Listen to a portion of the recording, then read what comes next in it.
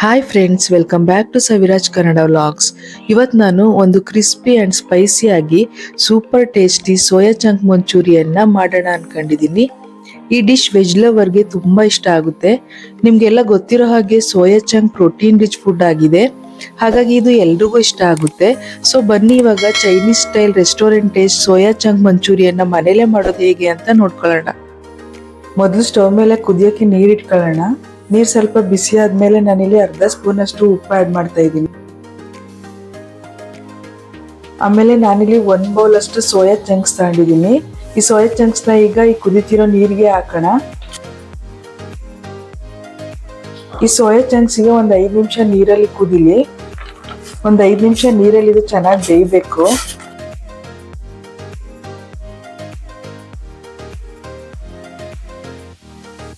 ಚಿಕ್ಕದಾಗಿತ್ತು ಮೊದಲು, ಇವಾಗ ಬೆಂದ್ಮೇಲೆ ಸ್ವಲ್ಪ ದಪ್ಪ ಆಗಿದೆ. ಇದಾಗಿದೆ, ಇವಾಗ ಸ್ಟವ್ ಆಫ್ ಮಾಡೋಣ. ನಾವಿವಾಗ ನೀರನ್ನೆಲ್ಲ ಸೋಸ್ಕೊಂಡು ಇವಾಗ ಇದಕ್ಕೆ ತಣ್ಣೀರು ಆ್ಯಡ್ ಮಾಡೋಣ. ತಣ್ಣೀರು ಯಾಕೆ ಆ್ಯಡ್ ಮಾಡಬೇಕು ಅಂದರೆ ಇವಾಗ ಸೋಯಾ ಚಂಕ್ಸ್ ಅಲ್ಲಿರೋ ನೀರಿನ ಅಂಶ ಎಲ್ಲ ಹಿಂಡ್ಬಿಟ್ಟು ತೆಗಿಬೇಕು. ಹಾಗಾಗಿ ಬಿಸಿ ನೀರಿರೋದ್ರಿಂದ ಅದು ಹಿಂಡಕ್ಕಾಗಲ್ಲ. ಅದಕ್ಕೆ ಬಿಸಿ ನೀರನ್ನೆಲ್ಲ ಸೋಸ್ಬಿಟ್ಟು ಇದಕ್ಕೆ ತಣ್ಣೀರು ಆ್ಯಡ್ ಮಾಡಿಬಿಟ್ಟು ಇದನ್ನ ಚೆನ್ನಾಗಿ ಹಿಂಡ್ಕೊಳ್ಳೋಣ. ಅದರಲ್ಲಿರೋ ನೀರಿನ ಅಂಶ ಎಲ್ಲ ತೆಗಿಬೇಕು.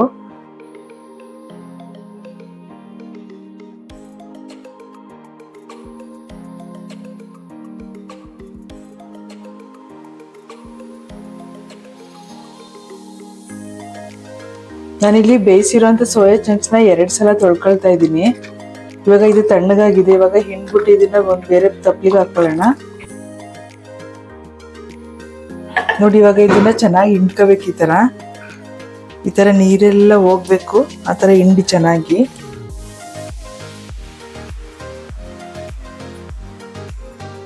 ಈ ಸೋಯಾದಲ್ಲಿರೋ ನೀರಿನ ಅಂಶ ಎಲ್ಲ ತೆಗ್ದಾಕಿ ಹಿಂಡ್ಬಿಟ್ಟು ಚೆನ್ನಾಗಿ.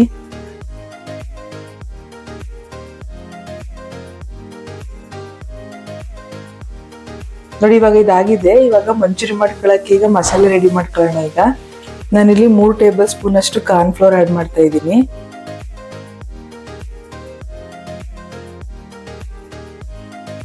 2 ಟೇಬಲ್ ಸ್ಪೂನ್ ಅಷ್ಟು ಮೈದಾ ಹಾಕ್ತಾ ಇದ್ದೀನಿ.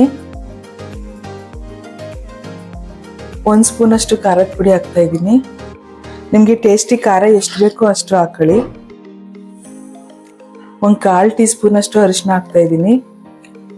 1/4 ಟೀ ಸ್ಪೂನ್ ಅಷ್ಟು ಗರಂ ಮಸಾಲೆ ಹಾಕ್ತಾ ಇದ್ದೀನಿ. ಮನೇಲಿ ಕಾರ್ನ್ ಫ್ಲೋರ್ ಇಲ್ಲ ಅಂತ ಅಂದ್ರೆ ಕಡಲೆ ಹಿಟ್ಟು ಮತ್ತೆ ಅಕ್ಕಿ ಹಿಟ್ಟನ್ನ ಹಾಕೊಳ್ಳಿ. 1 ಸ್ಪೂನ್ ಅಷ್ಟು ಶುಂಠಿ ಬೆಳ್ಳುಳ್ಳಿ ಪೇಸ್ಟ್ ಹಾಕ್ತಾ ಇದ್ದೀನಿ. ಇವಾಗ ರುಚಿಗೆ ಒಂದು ಅರ್ಧ ಸ್ಪೂನ್ ಅಷ್ಟು ಉಪ್ಪು ಹಾಕ್ತಾ ಇದ್ದೀನಿ. ಬೇಯಿಸೋಕೆ ಸ್ವಲ್ಪ ಹಾಕಿದ್ವಿ, ಅದಕ್ಕೆ ಇಲ್ಲಿ ಸ್ವಲ್ಪ ನೋಡ್ಬಿಟ್ಟು ಹಾಕೊಳ್ಳಿ.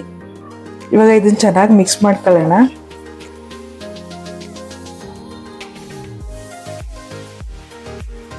ನೀರೇನು ಹಾಕಬೇಡಿ, ಸೋಯಾದಲ್ಲಿ ನೀರಿನ ಅಂಶ ಇರುತ್ತೆ, ಅದೇ ಸಾಕು.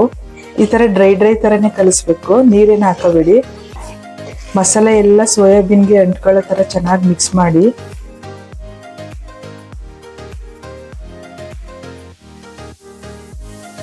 ಇವಾಗ ಇದಾಗಿದೆ. ಇದೊಂದು 5 ನಿಮಿಷ ನೆನಿಲಿ. ಇದು ನೆನೆಯೋಷ್ಟರಲ್ಲಿ ನಾವು ಎಣ್ಣೆನ ಬಿಸಿ ಮಾಡಕ್ಕೆ ಇಟ್ಕೊಳ್ಳೋಣ. ಇದನ್ನ ಡೀಪ್ ಫ್ರೈ ಮಾಡಬೇಕು, ಹಾಗಾಗಿ ಎಣ್ಣೆ ಬಿಸಿ ಮಾಡಕ್ಕೆ ಇಟ್ಕೊಳ್ಳೋಣ. ಅಷ್ಟರಲ್ಲಿ ಇದು ನೆನಿಲಿ ಚೆನ್ನಾಗಿ. ಇವಾಗ ಎಣ್ಣೆ ಬಿಸಿ ಆಗಿದೆ.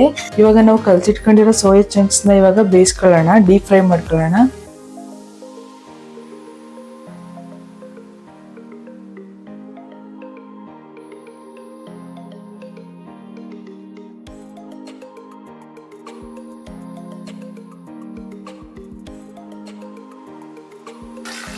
ಒಂದ್ 2 ನಿಮಿಷ ಚೆನ್ನಾಗಿ ಬೇಯಿಸ್ಕೊಳ್ಳಿ. ಎಣ್ಣೆ ಈ ತರ ನೊರೆ ತರ ಬರ್ತಾ ಇದೆ ಅಂದ್ರೆ ಬೆಂದಿದೆ ಅಂತ ಅರ್ಥ. ಇವಾಗ ಇದಾಗಿದೆ. ಇವಾಗ ಇದನ್ನ ನಾವು ಒಂದು ಜಾಲರಿಗೆ ಹಾಕೊಳ್ಳೋಣ.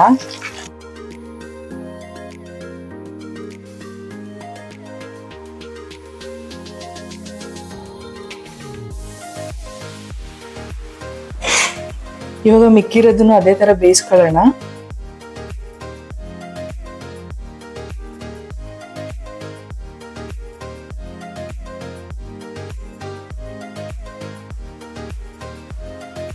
ಬೇಯಕ್ಕೆ ಜಾಸ್ತಿ ಟೈಮ್ ಹಿಡಿಯಲ್ಲ ಫ್ರೆಂಡ್ಸ್. ಇದು ಒಂದ್ 2 ನಿಮಿಷದಲ್ಲೇ ಬೆಂದ್ಬಿಡುತ್ತೆ ಚೆನ್ನಾಗಿ. ನೋಡಿ, ಅದಕ್ಕೆ ಬೆಂದ್ರೆ ಸಾಕು, ಜಾಸ್ತಿ ಬೇಯಿಸ್ಕೋಬೇಡಿ. ಬೇಯಿಸ್ಬೇಕಾದ್ರೆ ಕ್ರಿಸ್ಪಿ ತರ ಆಗುತ್ತೆ, ಅದು ನಿಮ್ಗೆ ಗೊತ್ತಾಗುತ್ತೆ. ಈ ತರ ಕ್ರಿಸ್ಪಿ ತರ ಬಂದ ತಕ್ಷಣ ತೆಗ್ದಾಕಿ ಸಾಕು.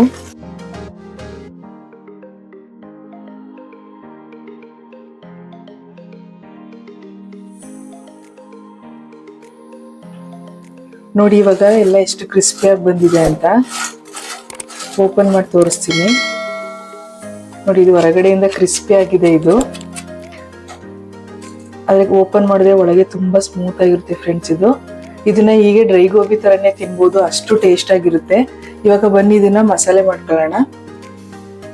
ನಾನು ಇವಾಗ ಸ್ಟವ್ ಮೇಲೆ ಒಂದು ಬಾಣಲಿ ಇಟ್ಕೊಂಡು ಒಂದು ಸೌಟಷ್ಟು ಎಣ್ಣೆ ಹಾಕೊಂಡಿದ್ದೀನಿ. ಎಣ್ಣೆ ಬಿಸಿಯಾದ ಮೇಲೆ ನಾನಿಲ್ಲಿ 1 ಗಡ್ಡೆಯಷ್ಟು ಬೆಳ್ಳುಳ್ಳಿನ ಚಿಕ್ಕ ಚಿಕ್ಕದಾಗಿ ಕಟ್ ಮಾಡಿ ಇಟ್ಕೊಂಡಿದ್ದೀನಿ. ಅದನ್ನ ಇವಾಗ ಎಣ್ಣೆಗೆ ಸೇರಿಸ್ತಾ ಇದ್ದೀನಿ.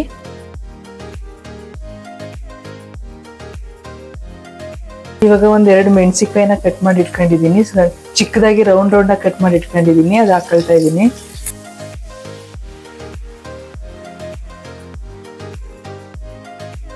ಇವಾಗ ಚಿಕ್ಕದಾಗಿ ಕಟ್ ಮಾಡ್ಕೊಂಡಿರೋ ಒಂದು ದಪ್ಪ ಈರುಳ್ಳಿ ತಗೊಂಡಿದ್ದೀನಿ. ಈ ತರ ಚಿಕ್ಕದಾಗಿ ಕಟ್ ಮಾಡ್ಕೊಳ್ಳಿ.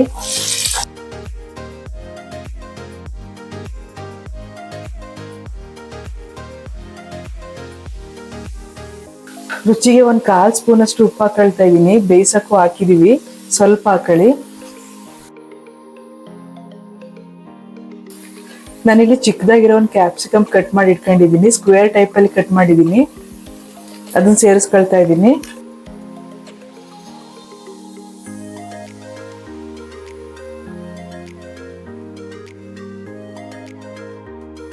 ಕ್ಯಾಪ್ಸಿಕಮ್ ಏನ್ ಜಾಸ್ತಿ ಬೇಯಬೇಕು ಅಂತ ಇಲ್ಲ, ಒಂದು ಅರ್ಧ ಭಾಗ ಬೆಂದ್ರೆ ಸಾಕು. ಇವಾಗ ನಾವ್ ಇದಕ್ಕೆ ಸ್ಪ್ರಿಂಗ್ ಆನಿಯನ್ ಹಾಕಿದ್ರೆ ಇನ್ನು ಟೇಸ್ಟ್ ಚೆನ್ನಾಗಿ ಬರೋದು. ಆದ್ರೆ ಇವಾಗ ಸೀಸನ್ ಇಲ್ಲ ಅಂತ ನನಗೆ ಸಿಗ್ಲಿಲ್ಲ, ಹಾಗಾಗಿ ನಾನು ಸ್ಪ್ರಿಂಗ್ ಆನಿಯನ್ ಇಲ್ಲಿ ಹಾಕೊಳ್ಳಿಲ್ಲ. ನಿಮ್ಗೆ ಸಿಕ್ಕಿದ್ರೆ ಸ್ಪ್ರಿಂಗ್ ಆನಿಯನ್ ಇವಾಗ ಆಡ್ ಮಾಡ್ಕೊಳ್ಳಿ. ಇಷ್ಟು ಫ್ರೈ ಆದ್ರೆ ಸಾಕು.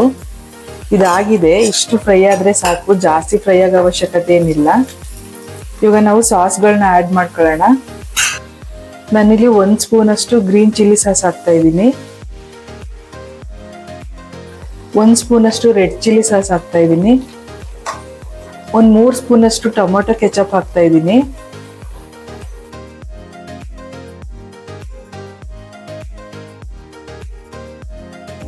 ಒಂದು ಸ್ಪೂನ್ ಅಷ್ಟು ಸೋಯಾ ಸಾಸ್ ಆಡ್ ಮಾಡ್ತಾ ಇದ್ದೀನಿ.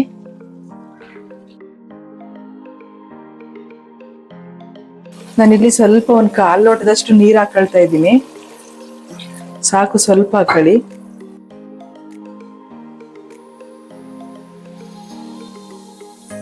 ಸ್ವಲ್ಪ ಕುದಿಲಿ ಇದು. ನಾನಿವಾಗ 1 ಸ್ಪೂನ್ ಅಷ್ಟು ವಿನೆಗರ್ ಹಾಕೊಳ್ತಾ ಇದ್ದೀನಿ.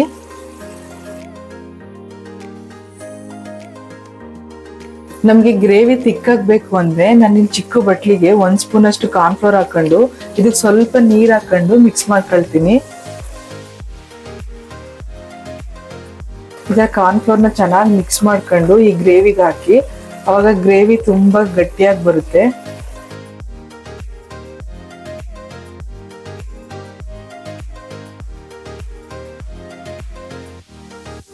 ನೋಡಿ ಇವಾಗ ಗ್ರೇವಿ ತುಂಬಾ ತಿಕ್ಕಾಗಾಯ್ತು.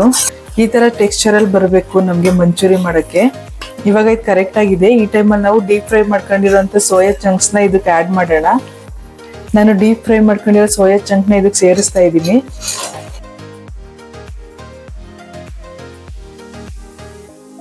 ಈ ತರ ಚೆನ್ನಾಗಿ ಮಿಕ್ಸ್ ಮಾಡ್ಕೋಬೇಕು. ನೋಡಿ ಇವಾಗ ಟೆಕ್ಸ್ಚರ್ ತುಂಬಾ ಚೆನ್ನಾಗಿ ಬಂದಿದೆ. ಗೋಬಿ ಮಂಚೂರಿ ಯಾವ ತರ ಬರುತ್ತೆ ಅದೇ ತರ ಸೋಯಾ ಚಂಕ್ಸ್ ಮಂಚೂರಿನೂ ಚೆನ್ನಾಗಿ ಬಂದಿದೆ, ಅದೇ ಟೆಕ್ಸ್ಚರ್ ಅಲ್ಲಿ ಬಂದಿದೆ. ಇದನ್ನ ನಿಮ್ಮನೇಲಿ ನೀವು ಒಂದ್ಸಲ ಮಾಡ್ಕೊಂಡು ತಿನ್ನಿ, ಟೇಸ್ಟ್ ತುಂಬಾ ಚೆನ್ನಾಗಿ ಬರುತ್ತೆ. ನಾನು ಯಾವ ರೀತಿ ಹೇಳಿದೀನಿ ಅದೇ ತರ ಮಾಡ್ಕೊಂಡು ತಿನ್ನಿ, ಟೇಸ್ಟ್ ತುಂಬಾ ಚೆನ್ನಾಗಿರುತ್ತೆ. ಮಾಮೂಲಿ ಗೋಬಿ ಮಂಚೂರಿ ಯಾವ ತರ ಇರುತ್ತೆ ಅದೇ ತರ ಇರುತ್ತೆ. ಇವಾಗ ಇದನ್ನ ಸರ್ವಿಂಗ್ ಪ್ಲೇಟ್ಗೆ ಹಾಕೋಣ ಬನ್ನಿ. ಸೊ ನೋಡಿದ್ರಲ್ಲ ಫ್ರೆಂಡ್ಸ್, ಇವತ್ತು ನಾನು ಮಾಡಿದಂತ ಸೋಯಾ ಚಂಕ್ಸ್ ಮಂಚೂರಿನ ಮನೇಲೇ ಇರುವಂತ ಸಿಂಪಲ್ ಇಂಗ್ರೀಡಿಯೆಂಟ್ಸ್ ಇಂದ ನಾವು ಸೋಯಾ ಚಂಕ್ ಮಂಚೂರಿನ ಮನೇಲೇ ಮಾಡ್ಬೋದು. ಇದು ತುಂಬಾ ಟೇಸ್ಟಿ ಆಗಿರುತ್ತೆ ಹಾಗೂ ಹೆಲ್ತ್ಗೂ ಒಳ್ಳೇದು.